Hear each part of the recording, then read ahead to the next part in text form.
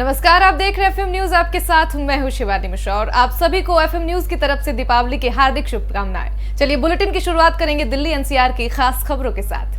दिवाली का त्यौहार आज से पूरे देश में धूमधाम से मनाया जा रहा है। वहीं मुख्यमंत्री अरविंद केजरीवाल ने देशवासियों को दिवाली की बधाई दी है। राजधानी दिल्ली में भी अयोध्या जैसा राम मंदिर बनाया जा रहा है, जहां मुख्यमंत्री अरविंद केजरीवाल अपने पूरे परिवार के साथ पूजा पाठ करेंगे और माना जा रहा है कि यहां दिल्ली सरकार के कई मंत्री अपने परिवार के साथ पूजा अर्चना करेंगे। सीएम अरविंद केजरीवाल ने सभी से शाम 7 बजे से पूजा में शामिल रहने का अनुरोध किया है। और वहीं राजधानी दिल्ली के त्यागराज स्टेडियम में अयोध्या में बनाए जा रहे राम मंदिर की एक कॉपी बनाई गई है। इस राम मंदिर की ऊंचाई करीब 7 फुट है और चौड़ाई करीब 110 फुट है। वहीं पूरे कार्यक्रम का लाइव टेलीकास्ट भी किया जाना है। पिछले साल केजरीवाल सरकार ने अक्षरधाम में दीपावली पूजन किया था और आयोजन किया था।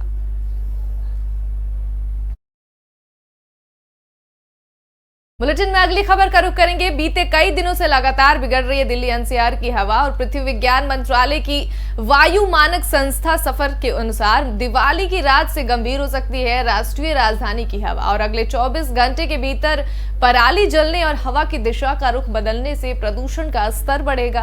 आपको बता दें कि आतिशबाजी नहीं होने के बावजूद भी हवा बहुत खराब श्रेणी में पहुंचेगी।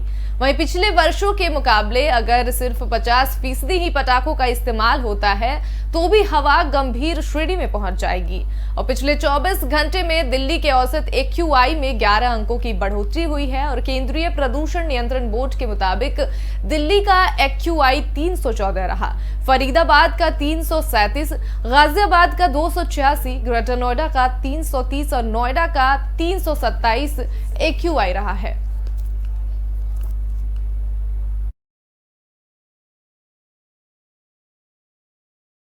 अगली खबर का रुख करेंगे। राजधानी में कोरोना महामारी के बीच अब डेंगू का संक्रमण का दायरा लगातार बढ़ रहा है। पहली बार दिल्ली के अस्पतालों में डेंगू संक्रमण का चौथा स्ट्रेन भी मिल रहा है, जो एक साथ पूरे परिवार या फिर एक से अधिक सदस्यों को चपेट में ले रहा है। वहीं इससे पहले दिल्ली एम्स ने डेंगू के स्ट्रेन 2 यानी कि D2 के प्रसार की पुष्टि की थी, लेकिन अब अस्पतालों में दोनों ही तरह के स्ट्रेन मिल रहे हैं, जिन्हें डॉक्टर काफी गंभीर मान रहे हैं। दिल्ली सरकार के लोकनायक अस्पताल के निदेशक डॉक्टर सुरेश कुमार का कहना है कि डेंगू संक्रमण के 4 स्ट्रेन होते हैं, जिनमें से दूसरा और चौथा काफी गंभीर और जानलेवा हो सकता है। फिलहाल दोनों ही स्ट्रेन संक्रमित मरीजों में मिल रहे हैं। दरअसल दिल्ली में डेंगू संक्रमण काफी आगे बढ़ चुका है। देश के शीर्ष 9 राज्यों में दिल्ली भी शामिल है, जहां सितंबर के बाद से सबसे ज्यादा डेंगू के मामले दर्ज किए जा रहे हैं और इसकी वजह से अस्पतालों की व्यवस्था भी लड़खड़ा चुकी है।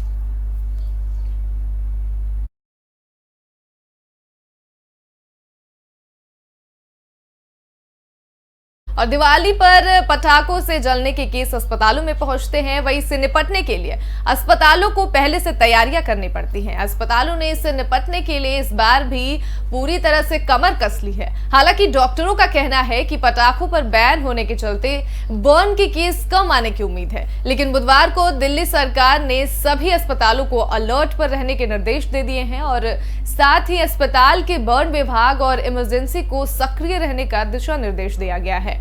वहीं नई दिल्ली स्थित केंद्र सरकार के राम मनोहर लोहिया अस्पताल के बर्न विभाग को पूरी तरीके से अलर्ट पर रखा गया है। इमरजेंसी में आने वाले केसों को सीधे विभाग में ही भेजा जाएगा और दिवाली के एक दिन बाद अस्पताल के ऑपरेशन थिएटर को 24 घंटे खुले रखने के निर्णय लिए गए हैं। खुद सीनियर डॉक्टर बर्न मरीजों को देखेंगे।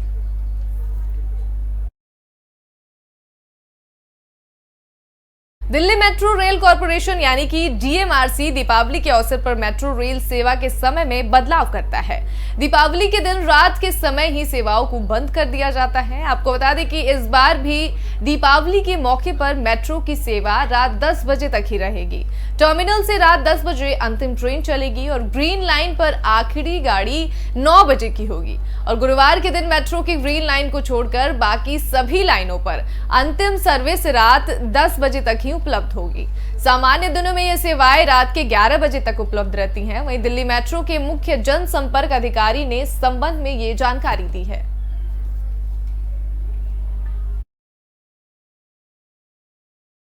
बुलेटिन में अगली खबर का रुख करेंगे। देश भर में आज दीपावली का त्योहार मनाया जा रहा है। पिछले साल कोरोना के चलते दिवाली का उत्साह कम था, लेकिन इस साल लोगों में खासा उत्साह देखने को मिल रहा है। इस मौके पर प्रधानमंत्री नरेंद्र मोदी ने ट्वीट कर देशवासियों को बधाई दी है। उन्होंने लिखा कि दीपावली के पावन अवसर पर देशवासियों को हार्दिक शुभकामनाएं। मेरी कामना है कि ये प्रकाश पर्व आप सभी के जीवन में सुख, संपन्नता और सौभाग्य लेकर आए। वहीं दीपावली के अवसर पर केंद्रीय गृह मंत्री अमित शाह ने भी ट्वीट कर बधाई दी है। उन्होंने लिखा कि सभी को दीपावली की हार्दिक शुभकामनाएं। प्रकाश और खुशी का ये महापर्व सभी के जीवन में नई ऊर्जा, प्रकाश, आरोग्य और समृद्धि से आलोकित करे। उत्तर प्रदेश के मुख्यमंत्री योगी आदित्यनाथ ने भी दीपावली के पावन अवसर पर देशवासियों को बधाई दी है। उन्होंने ट्वीट करते हुए लिखा कि प्रकाश पर्व दिवाली की आप सभी को हार्दिक बधाई और शुभकामनाएं। मां लक्ष्मी की कृपा से प्रत्येक घर सुख, शांति, समृद्धि और आरोग्यता के आलोक से आलोकित हो। प्रभु श्री राम की कृपा से समस्त मानवों के चित्त सत्य की आभा से दीप्त हो। ये पर्व संपूर्ण सृष्टि के लिए मंगल और सुख का कारक बने।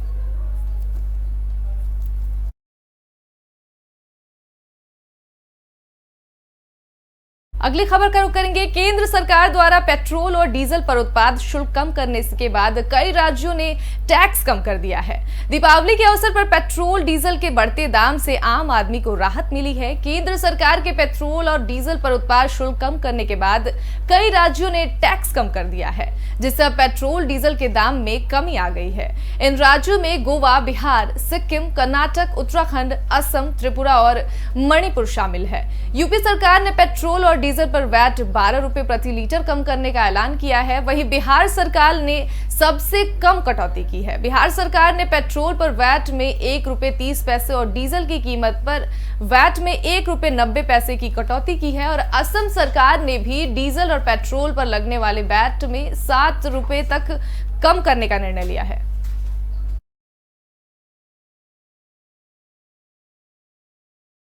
पेट्रोल और डीजल की बढ़ती कीमतों से एक्साइज ड्यूटी घटाने को लेकर कांग्रेस महासचिव प्रियंका गांधी ने मोदी सरकार पर तंज कसा है। उन्होंने कहा कि सरकार ने दाम डर की वजह से कम किए हैं। उन्होंने ट्वीट किया कि ये दिल से नहीं, डर से निकला फैसला है। वसूली सरकार की लूट को आने वाले चुनाव में जवाब देना है। आपको बता दें कि प्रियंका गांधी महंगाई और बेरोजगारी के मुद्दे पर लगातार हमलावर होती नजर आई हैं। वहीं अब पेट्रोल के दाम घटने पर उन्होंने मोदी सरकार पर तंज कसा है। नोएडा थाना फेज 2 पुलिस और बदमाश के बीच मुठभेड़ हुई, जिसमें बदमाश के पैर में गोली लगने से वो घायल हो गया, जिसके बाद उसे गिरफ्तार कर लिया गया। और बता दें कि पुलिस को उसके पास से स्कूटी और तमंचा बरामद किया है। बता दें कि बीते 25 अक्टूबर को थाना फेज 2 क्षेत्र के गांव इलाहाबाद में अधिवक्ता निशांत की गोली मारकर हत्या कर दी थी, जिस मामले में थाना phase 2 police team, SOG team और एसटीएफ की टीम तलाश में जुटी थी। और इसी दौरान आज इनपुट मिला कि सेक्टर 82 की तरफ बदमाश का मूवमेंट है, लेकिन पुलिस ने घेराबंदी कर पकड़ने की कोशिश की और उसी समय दरोगा नदीम के पिस्टल छीनकर बदमाश भागने लगा। जवाबी फायरिंग में पुलिस की गोली बदमाश के पैर में लग गई और बदमाश सेक्टर 82 के पास फ्लाईओवर के पास जमीन पर गिर गया। पुलिस ने घायल बदमाश को अस्पताल में भर्ती कराया है। वहीं इस बदमाश पर 50,000 का इनाम भी घोषित है। ये 25 तारीख को थाना फेज 2 में एक अधिवक्ता जिनका नाम निशांत था, उनकी गोली मार करके हत्या कर दी गई थी। इसमें थाना फेज 2 में एक अभियोग पंजीकृत किया गया था और इसमें जो है वो एसओजी की टीम, थाने की टीम एसीपी साहब के नेतृत्व में लगाई गई थी। साथ ही साथ जो है वो एसटीएफ का भी सहयोग इसमें लिया गया। उसी क्रम में ये संदीप फिलवान जो अभियुक्त था, इसकी मेरठ से गिरफ्तारी की गई थी। आज इसको जो है ये आप देख रहे होंगे इंडिया टीवी के पास जो ये फ्लाईओवर है, यहाँ पे जिस स्कूटी से ये भागा था और जिस तमंचे से इसके द्वारा हत्या की गई थी, उसको बरामद कराने के लिए टीम लेके आई थी। बरामदगी कराते समय इसने सब इंस्पेक्टर की पिस्टल छीन करके और उस पर फायर किया, जिसमें जवाबी फायरिंग में उसके पाँव में गोली लगी है। तत्काल जो है वो उसको अस्पताल भिजवाया गया है।